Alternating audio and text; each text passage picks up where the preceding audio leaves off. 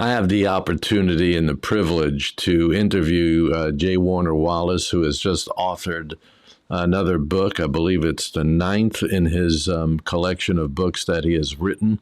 This one is called The Truth in True Crime. And Jim is a friend, someone that we've had here to minister, and someone that I've ministered with in a couple of situations.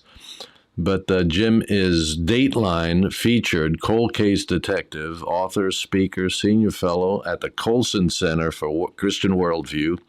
And Jim is also an adjunct professor of apologetics at Talbot School of Theology, that's Biola University, Gateway Seminary, and Southern Evangelical Seminary.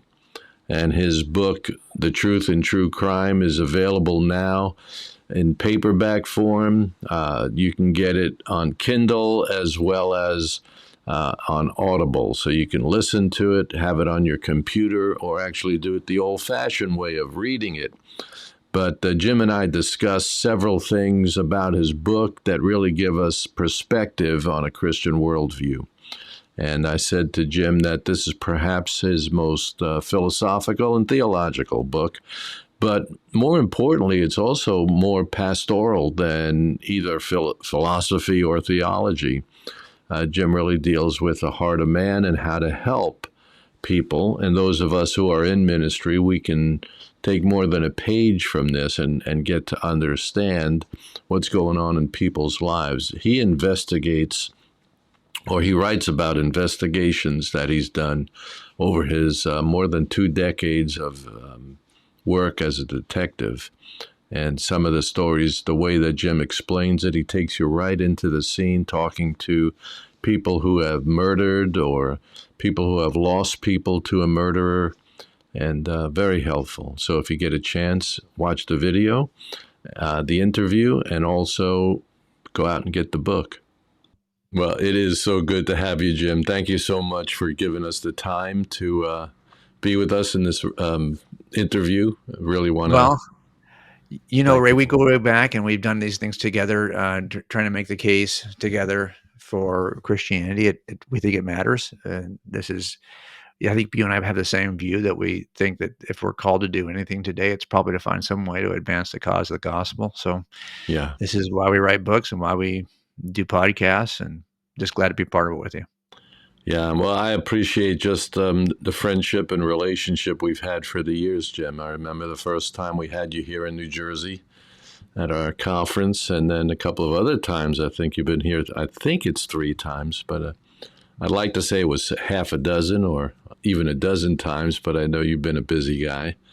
Well, and there's a season. I just was thinking about how when I first retired from law enforcement, I was still in my 50s, and there's a season in which you're thinking, okay, most people work through their 50s. So I had a more kind of a workman-like approach. But then as you get into you start to become a grandparent, but that happened late for us. And then you've got another season you're in. And I think it changes what you write about also. It doesn't just change how much you're going to travel, because it has done it for us, but it also changes the kinds of things, like what is the stuff that I'm writing that I hope my grandkids will read. Mm-hmm. And that's kind of what that's the season I'm in right now, for sure.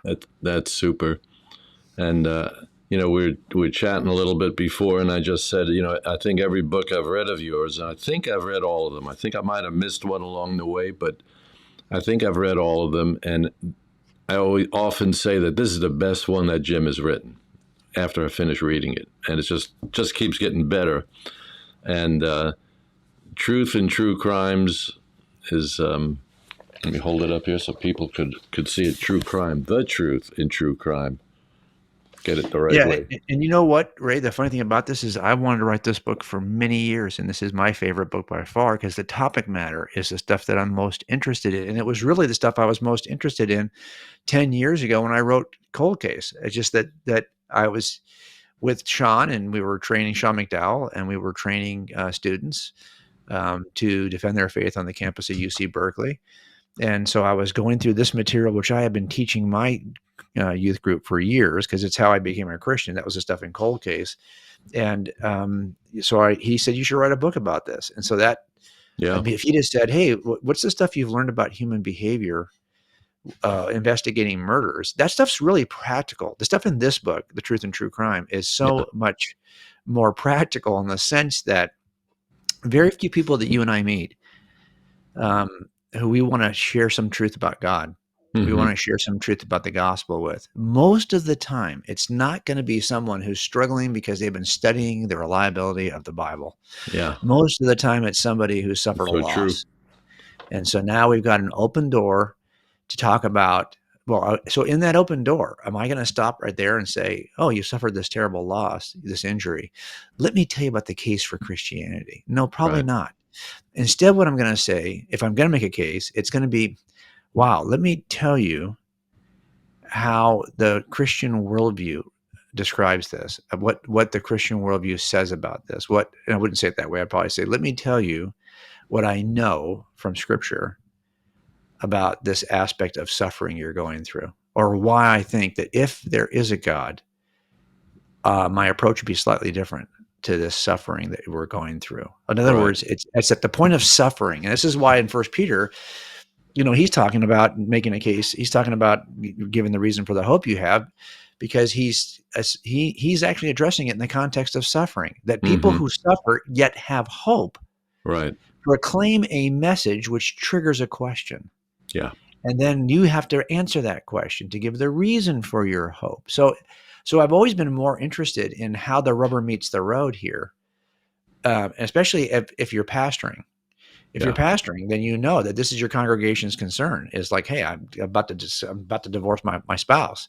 I just lost my loved one. I just experienced a job loss. I just whatever. It's all of these areas of life where reality kind of punches you in the face, and that's the stuff that you see when you work in murders. It's always in those moments where someone is about to respond, to either suffer the worst thing they're ever going to suffer, and they have to figure out how to respond to it, or Right. they are about to experience something because they are suffering. I mean, these are the moments that I think make the difference. And Yeah. and if Christianity is true, it ought to describe us the way we really are, and Yeah. it does.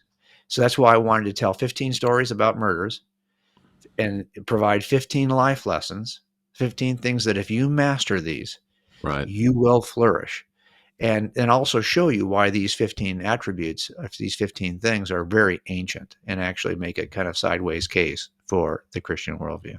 Yeah. I thought that was a good way to express it too. That I think it was very pastoral. I pastored for years, and I thought the way you handled the topics and that you drew from the situations you were investigating was very pastoral. I thought it was something that every pastor should read this book, because there are so many things here. Like I said again earlier in our conversation, what you talked about marriage and how to make a good choice for your life was just excellent. I thought I can incorporate some of these into my wedding ceremony. Or certainly, if I can preach at a wedding, I would certainly use these things about understanding the difference between a covenant and a contract. And the way you talked about contracts are written because we distrust the other person, where a covenant really is because we love the other person. At Yeah, least no, that's what I drew from that.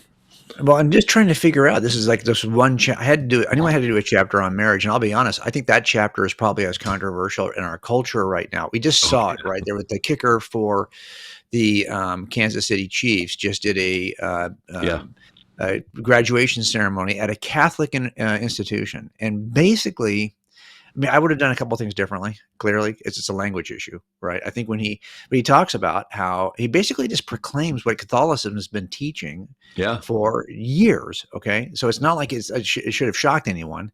But here's what I think is so controversial: is that we have, as a culture, have said that any form of family structure is sufficient. That there are no rules anymore. All definitions of what it is to be a man or a woman in a relationship like this are all. You don't even need it to be. It could be any form of any combination of any breathing humans can still be used to right. build family, to build good outcomes. To flourish as humans. Okay, well, is that true? That's the question we have to ask ourselves. Now, I'll tell you that all of the data, even up till probably 12 years ago or so, was pretty clear that the way to flourish, if you want to have kids that flourish in every measurable metric that matters to you as a parent, because probably if you're raising kids, you're concerned about their mental health, you're concerned about their grades, their ability to educate themselves and provide for themselves later, their ability to have meaningful relationships with other people later, every way to stay out of risky behavior, stay out of jail, don't get pregnant before you're ready to get pregnant. These are things that typically they benefit. And all of the studies showed for years that it was two biological parents in a low conflict setting is the secret sauce. Two biological. Now, look, a lot of us aren't raised that way. I was not raised that way. I was raised by one biological parent in a kind of chaotic environment.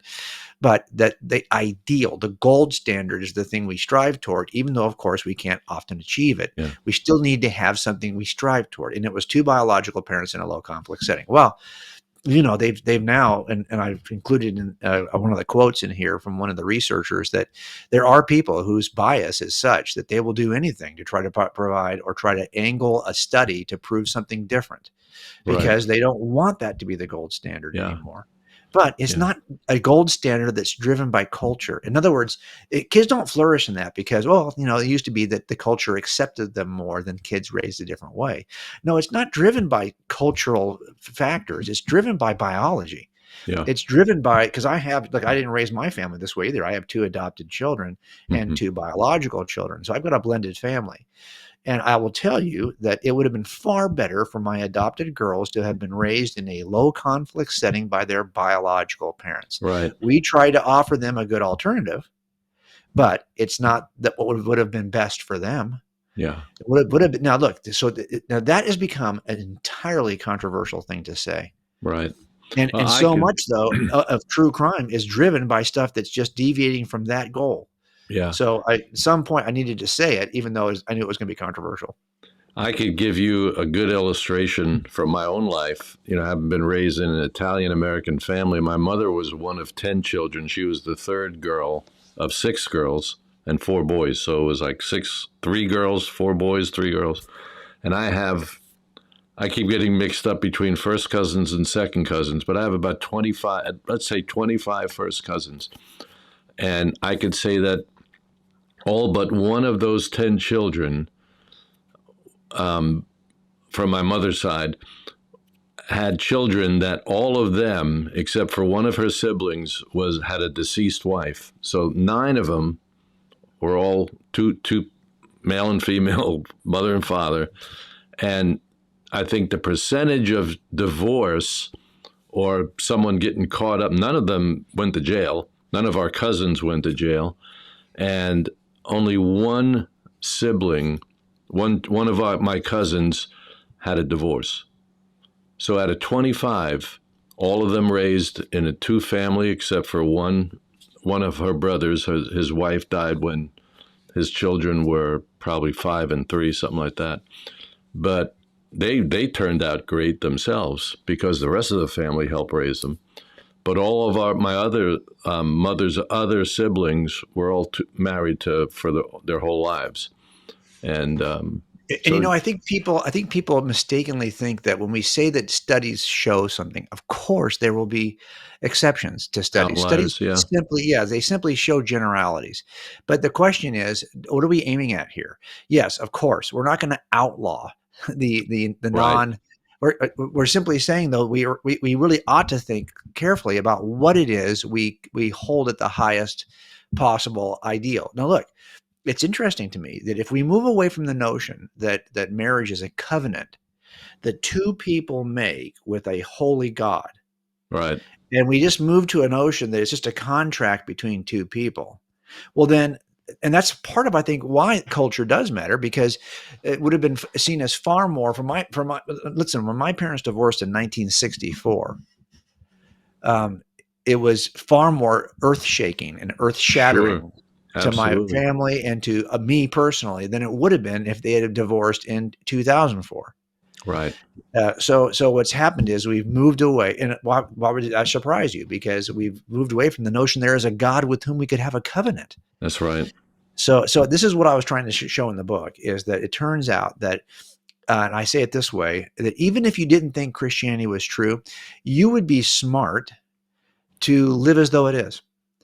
Live as though his teachings actually are true, because it might. I remember there was a book. I never talked about this on any other interview, but you hear. But there's a movie called I think it's called The Book of Eli, and it's a science fiction movie that was maybe done Right. maybe 5, 6, 7 years ago. And the idea in this movie is that this one remaining character has the last Bible, and he's in this future dystopian world.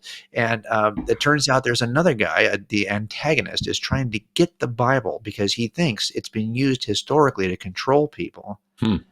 and he wants the power in the Bible that he can then use to control others. And I thought to myself, that's an interesting idea, Right. because it turns out the Bible does have power, but it's not the power to control. It's the power to show us where in our life we ought to submit Yeah. to the shape of that's been written, that's been crafted by our designer. Because it does look, in the end, you're going to have to submit. You're submitting to something, Right. whatever it is that your idol is, whatever it is that you think is the thing that's worthy of worship. That's one of the chapters in this book. Right. You've already made that your master. That's already the thing you're willing to spend your money, your time on, your discretionary anything, income or time or energy on. That's the thing you look forward to. It's the thing that nobody can ever insult because you take it so personally. We already have something like that. Right. Okay, is that thing that you are treating as God, is that making your life better? Is that giving you the principles that help you to flourish in your interaction with others? Or is this just another thing that you're using to serve yourself? Yeah. In the end, I think that since we are worshiping and we've already become this is why Jesus says that, yeah, I can set you free of that. Yeah, you'll have to submit to your maker, but that's not a slavery. The slavery is what you're doing to yourself, Right. because you just submitted your life. You just surrendered your life to something that's controlling you, that doesn't even have your best interests in mind. Yeah. That it didn't create you. It doesn't know what's best for you, but yet you're considering that to be your master. Yeah. Tell you what, how about you realign your servitude to your maker to see what'll happen in your life, what'll happen in terms of how you endure suffering, how much hope will be restored, how much better your kids will do, your marriage will do, how much more forgiving you'll become, how you'll become much more just and understand what Yeah. true justice is. All of these things are only available if we are allowing the proper object of worship to be our master. That's And right. because we've already allowed something to be our master. So that's why I wanted to write a book that, number one, kind of, these are the conversations I have more often than any other kind of conversation. Like, typically you're going to call me, Ray, because something's going sideways and you're like wondering about this person in your life, or wondering Yeah. about the situation in your life, and you just need some practical advice. Should I be worried about this? Well, these are 90% of my conversations with my friends who are apologists, who are theologians, who are philosophers, whoever's in the speaking kind of industry who I might have bumped into. If we get time behind stage, what are we Right. talking about? We're not talking about the case for the reliability of the New Testament documents. We're talking about, like, where does the rubber meet the road Yeah. in terms of human behavior? And that's why I wanted to write a book like that. Yeah. I mean, I wrote some notes down, just things that just struck me that either I've gone through or I go through, or things that I have to deal with all the time. One of them was the guilt and shame chapter that you did there. And, the verse that comes to my mind when I think about shame most is that Jesus despised the shame and endured the cross. And I thought that fits so perfectly. I think the way you define the difference between, or contrasted the difference between guilt and shame, and just saying that guilt is something because we've done something, and it's the way we've broken something outside of ourselves. But shame is the way we think people perceive us. And how we Jesus, perceive ourselves. People have yeah, shame for doing nothing wrong. So yeah, guilt is always action oriented. right, I messed up, as opposed to shame, which is person oriented. I'm a mess up.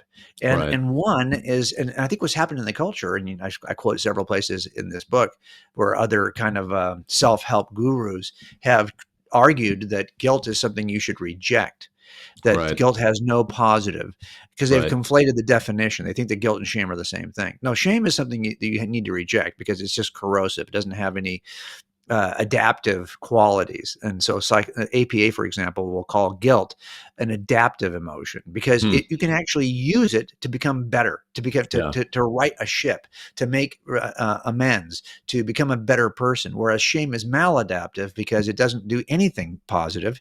And I think that what's so cool about the Christian worldview is that unlike, and we see this, there's a story in this book that the story for this chapter is a guy who was one of the coldest, iciest confessions we've ever watched, and we filmed it, so we wanted to have it years later. I watch it once in a while. It's still icy to watch because he was so shameless. I mean, he didn't number one, he didn't feel any guilt either, but he didn't feel bad about. He almost, and he was even worse. I don't think I talk about this in the book. Maybe I didn't, but what was worse for me in that interview is that his attorney was so proud of the fact that he had confided in him from the very beginning about what he had done.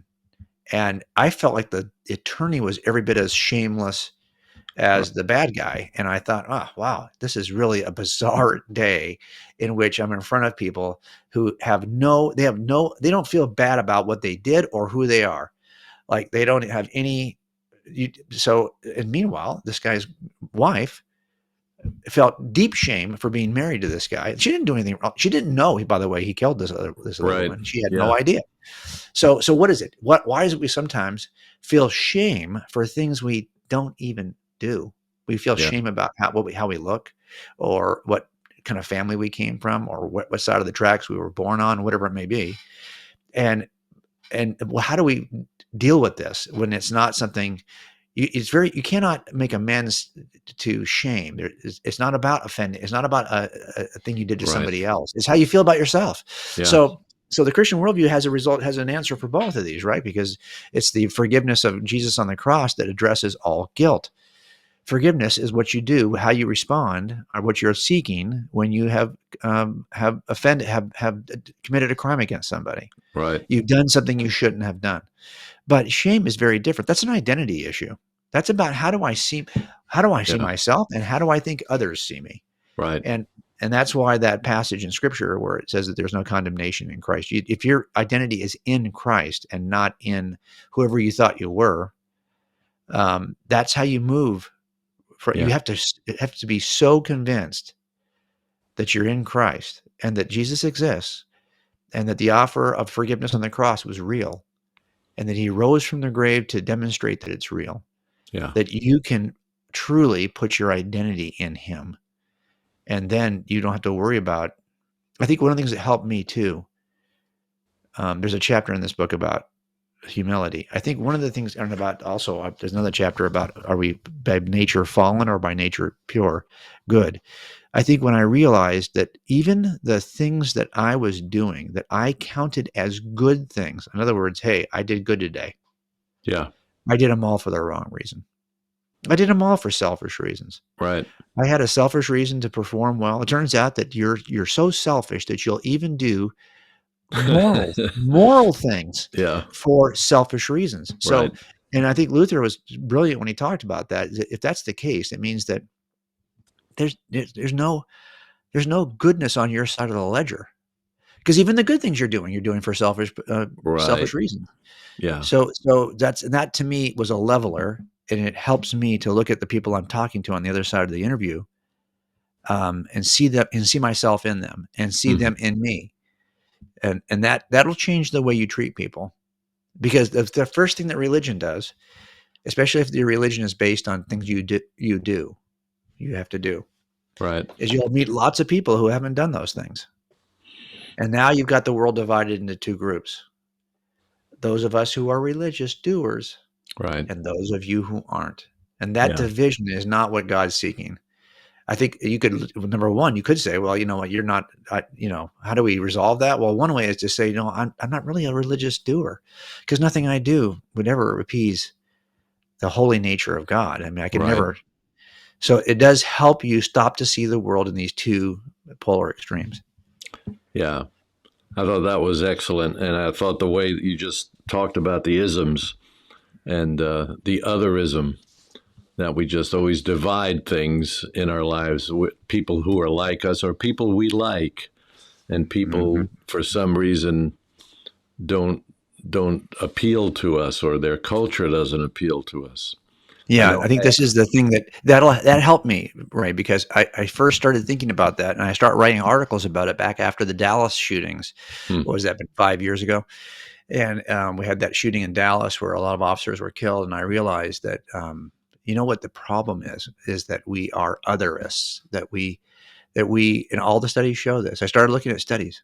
Well, if that's hmm, true, there should be studies that show that we're attracted to people who are like us. And it's not just every single race does the same thing. If yeah, you're a human being who's breathing right now, yeah, the studies show that you are far more likely to gather around other human beings that are like you in some way. And you're willing to tolerate differences. You might even be attracted to differences as long as all the other things are similar. yeah, And it's based on behaviors. You'll seek similar behaviors, similar interests, similar educational levels, similar IQ. Even they've done studies on married couples.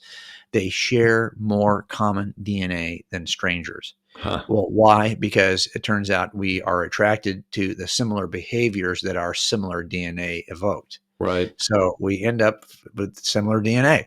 So this is the kind of stuff that helped me to see that racism is simply lazy otherism. hmm, That's all it is. hmm, Racism is just, I'm yeah, so lazy that I want to be able to separate from you from across the room. And if I can see your color from across the room, then I already know you're not like me.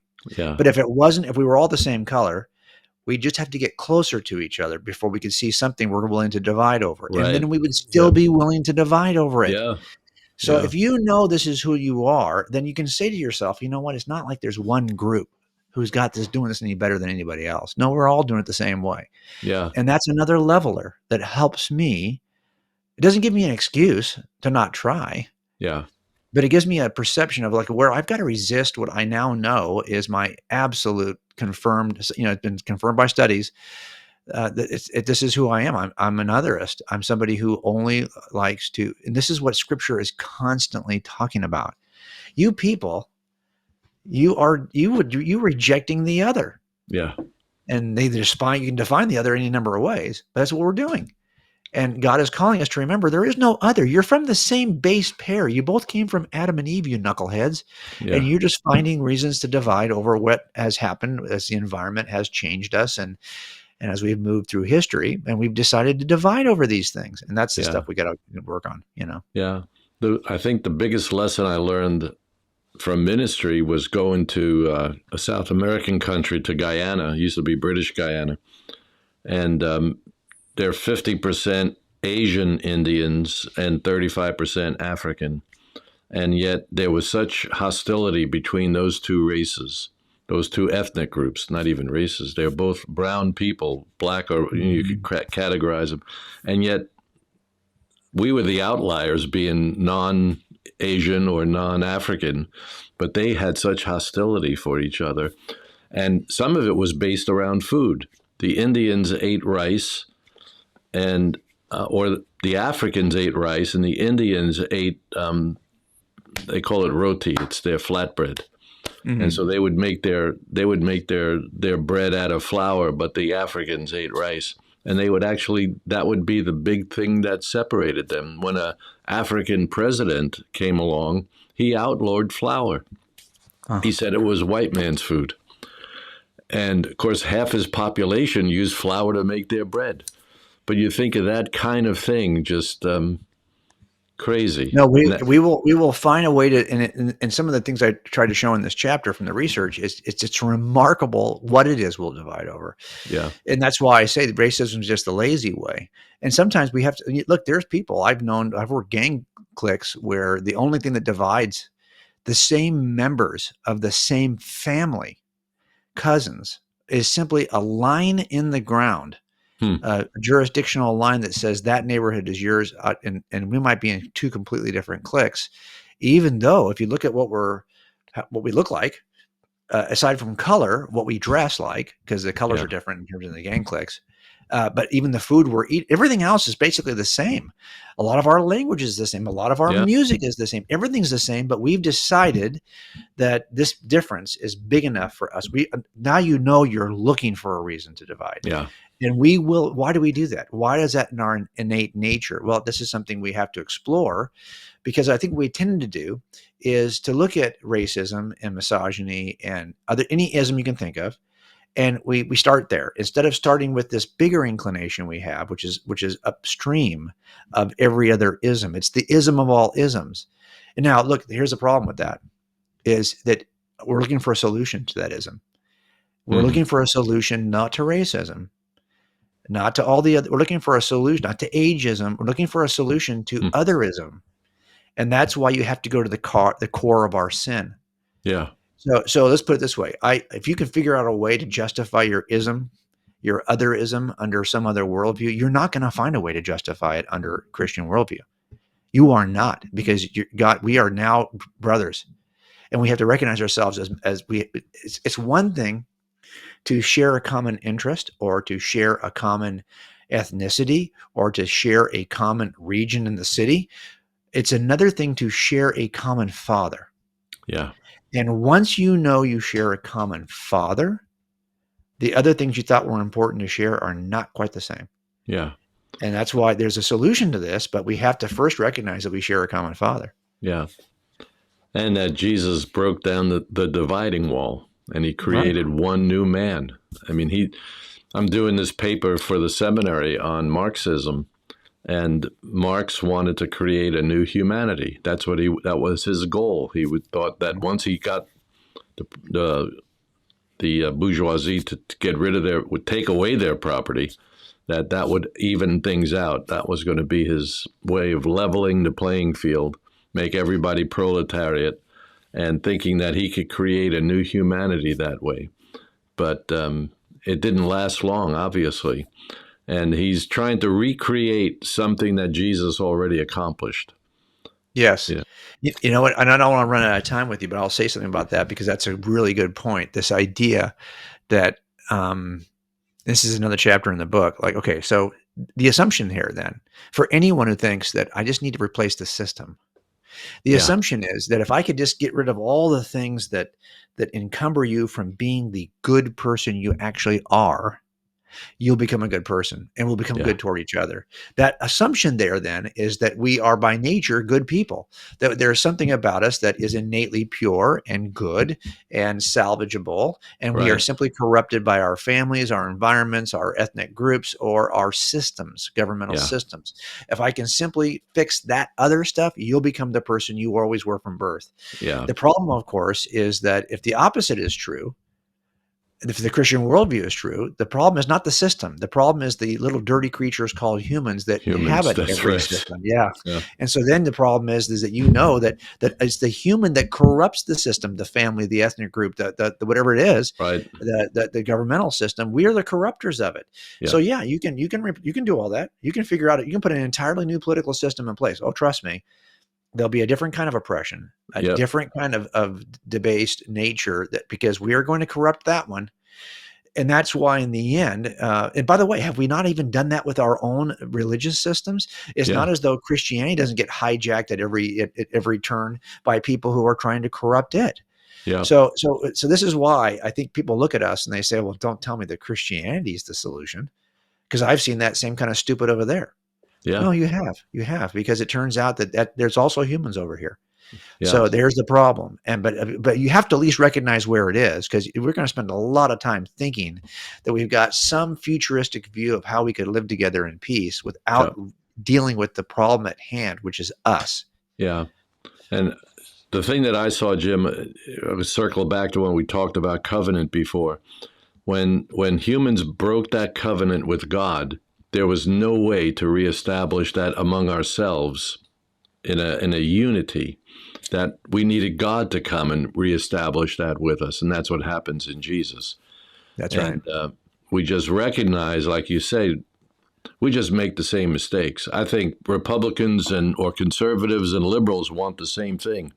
They want progress to bring them into something, but they'll never get there. because it's not in the design that God really has given to us.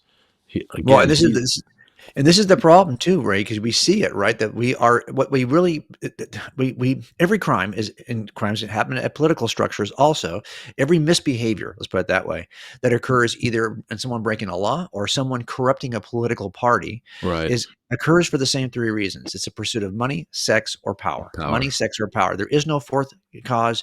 It's those three causes. Yeah, Now, power is so huge that it includes celebrity, it includes respect, it includes achievement, it includes anything that says, look at me, I'm special, I'm special. You need to recognize me because remember, yeah, identity is always comparative.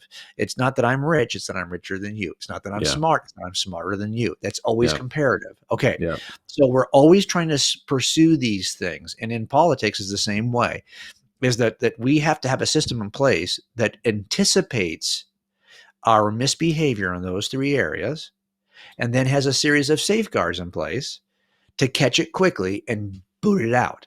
Because if we don't, if we allow it, it's going to fester.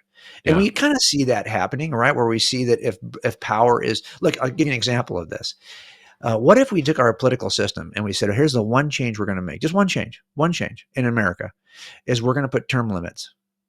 And you're only going to be able to make whatever the average of income was for the last 2 years that you were Mm, working. So let's say you're a farmer. We're going to keep that farm open for you and give you a chance to do 2 terms, but no more than 2 terms. And you're never going to make any more, period, than you made when you were a farmer. If you're an accountant, we're going to look at your last 2 years. Make sure you don't lose your job so you can go back to it in 8 years, but you're only going to make the amount of money you made as an accountant.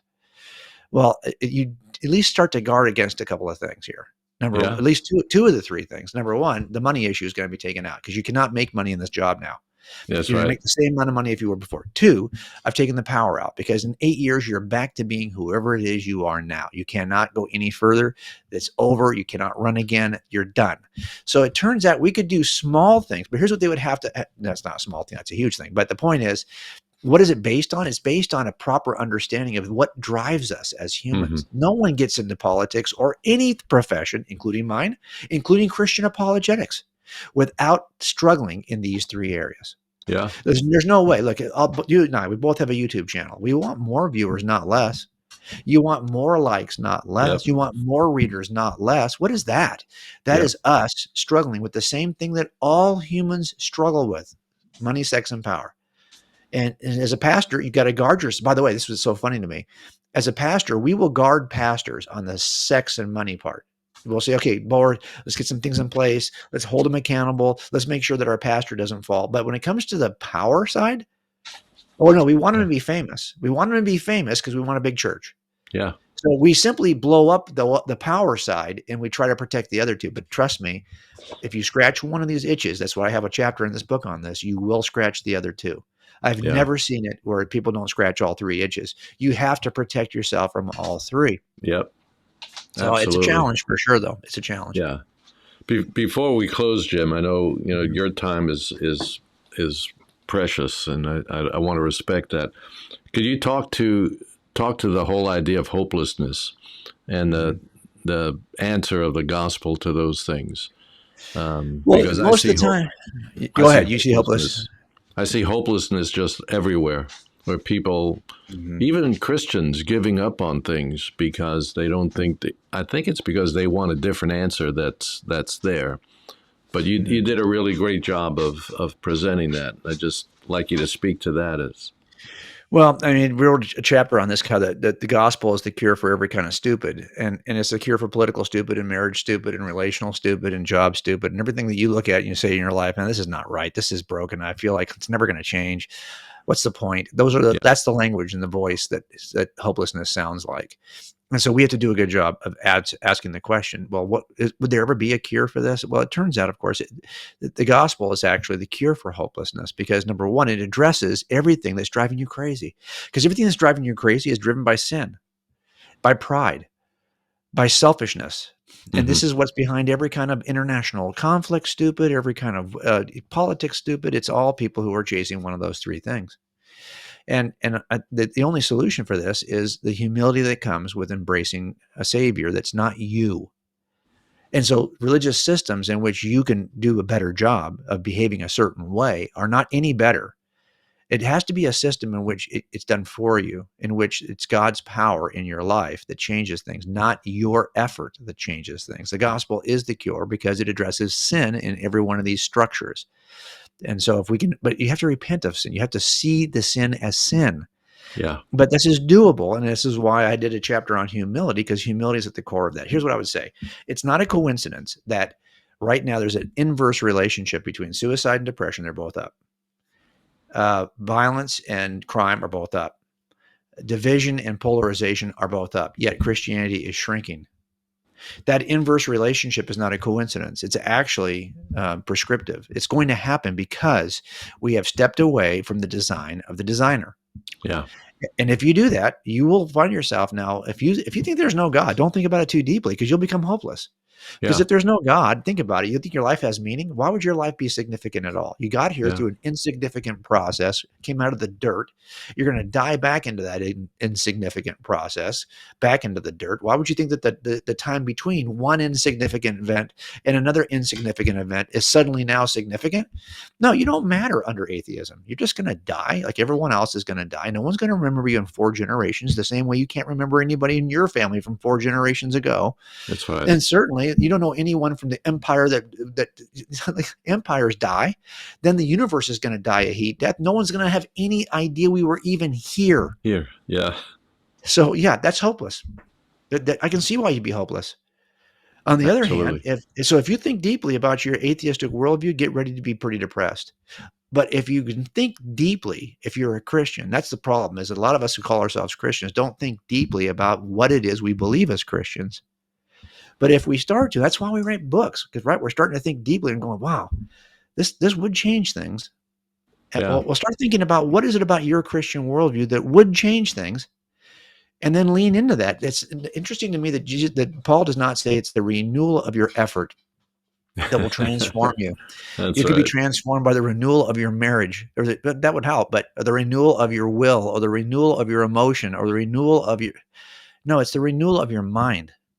Are you willing to rethink things? Are you willing to actually, when you feel like doing something, that we always talk about this in marriage, right? I do a lot of marriage counseling, and we have a tendency to think out of one part of our brain, the quick one, that's a fight or flight, and we react Yeah. rather than respond. Responding takes a little time. Mm-hmm. Reaction is the thing we do innately, just quickly. It's like guttural. It's like, we react to protect ourselves. We have to react less, because reacting is really an emotional kind of response. It's a reaction rather than a thoughtful, intellectual response. So it's not there. You're not going to change your life by. That's why we always say it's easier to kind of live a life in which you actually begin to work in the world in a certain way, thoughtfully, than wait and respond emotionally. Right. Right? Because you're not going to do that. It's not the renewal of your emotions that is going to transform your life. So that's why we want to be more thoughtful as Christians and ask ourselves, how does the gospel, specifically the grace offered by God for salvation, how does that change this situation I'm in, or how I see Right. this situation I'm in? Yeah. And that's why it's like we say, we have a gospel-based church, or a gospel. What I hope we're saying is that I want to filter everything through the lens Right. of the offer of the gospel, the grace of God, because it removes all of my pride. It removes all of my ambition.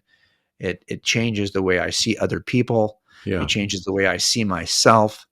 It puts me in a proper perspective. As Spurgeon would say, it allows me to make a proper assessment of who I am. Yeah. That's important, and you're only going to get that if you think more deeply about your worldview. Right.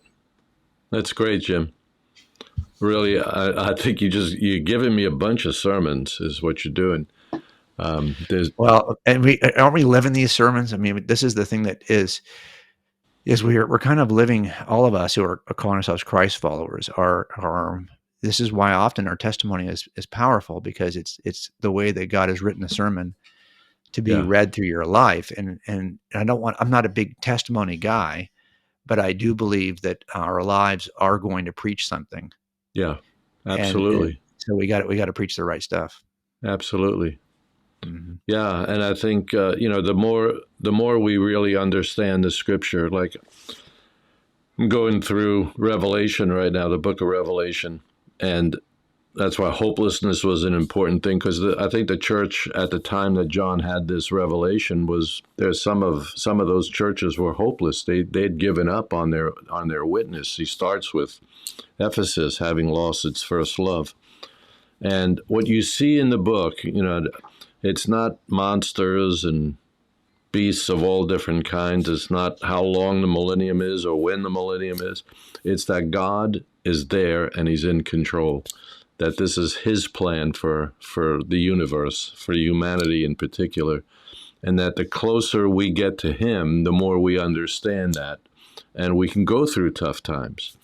Like you say in the book as well, as if you haven't suffered, you will, basically, is what you said. At some point, you're going to go through a hard time. And how do you land on your feet? There's only one way, as far as I know, and that is by embracing God and embracing Jesus. He's the one who really helps us get through all those things. That's right. But yeah, the God who died in your place that's and right. took the punishment that you deserved, that he didn't deserve, so you can get the life that you don't deserve, that he deserved. Yeah. So that's the realization that is at the center of how we renew our minds, for sure. Well, thank you, Jim. Thank you for your time and for your wisdom. I love the fact that you do so much research and come up with so many different things to help us understand. It's an excellent book. Again, The Truth and True Crime is an excellent book, and I'll push it again as I close out after we shut down, and do it in the introduction as well. Thank you, sir. I appreciate you, brother. Well, thank you, and appreciate you. And if you're ever out this way, let me know. Of course. And we'll find a way to get together. Okay, good. Love you, Ray. Love you too, man. I really appreciate you. Okay, I'll talk to you soon. Good, man. All right, bye. So that was the interview with Jim Wallace, and about his book, The Truth and True Crime. Once again, it's an excellent book. I think that every one of the books that Jim has written, every time I finished one of his books, I thought, this is the best he's done, starting with Cold Case Christianity and working all the way through Jesus being the person of interest. I love that book. But this one as well. This one is just so practical and so insightful.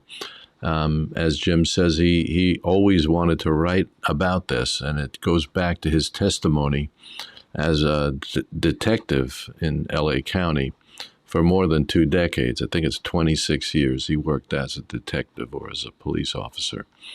And just so insightful, great research, and very helpful in the things that he did there.